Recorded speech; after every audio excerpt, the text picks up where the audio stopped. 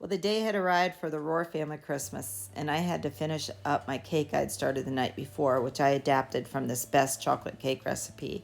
I turned it into a mocha maple cake, and when the cakes were done, I split them in two and soaked them with some coffee-infused maple syrup.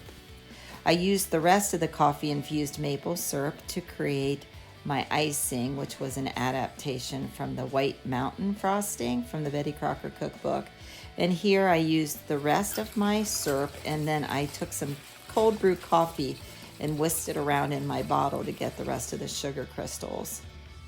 And then I had to whisk the egg whites until they were a stiff peak, and those were left over from Mom's banana pudding recipe that was made the night before.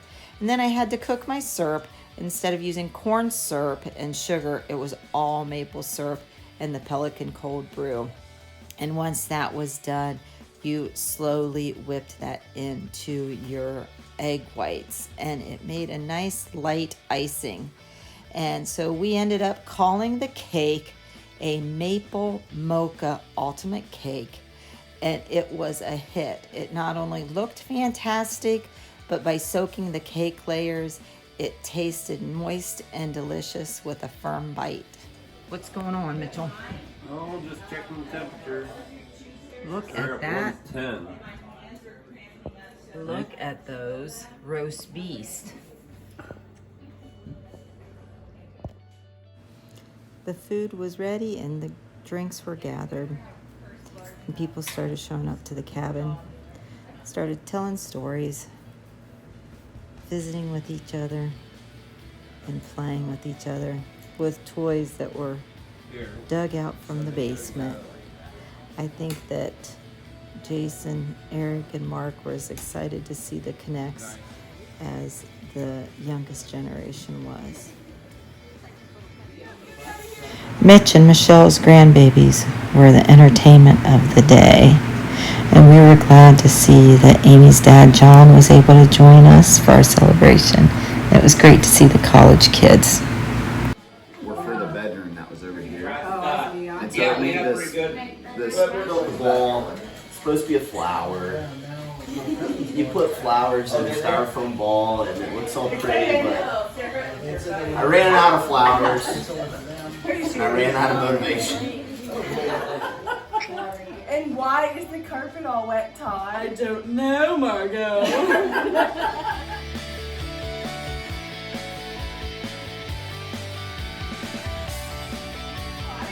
It's phone time at the cabin, and this is the phone booth, the only spot where the phone works.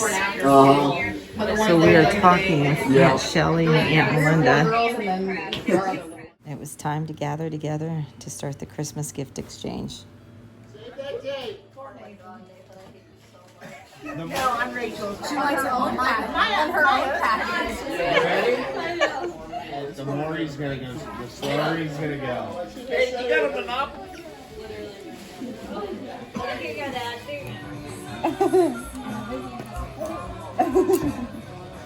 Hey, you got a Monopoly game we can play while he's opening? Sticking and trying to wrap light bulb. Oh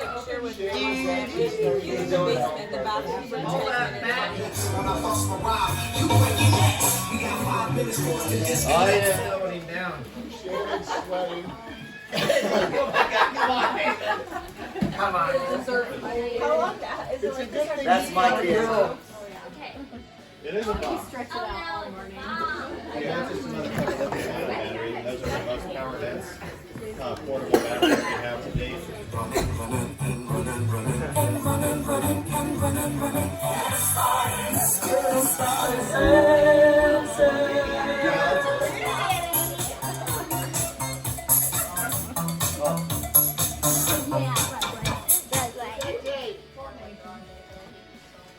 The more you guys sitting down.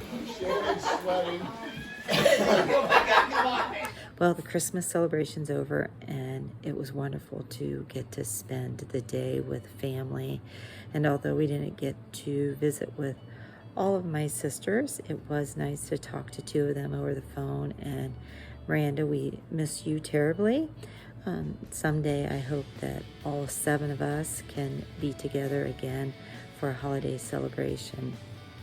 But we're still not sure what Nathan unwrapped, because he was still unwrapping it as they left for the day. But the girls did unwrap their aprons that I had made for them.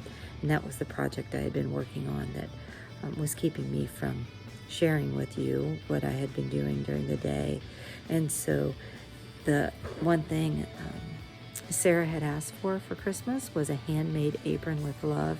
And when I had shared that with Eric, he had said that Maddie would like one too.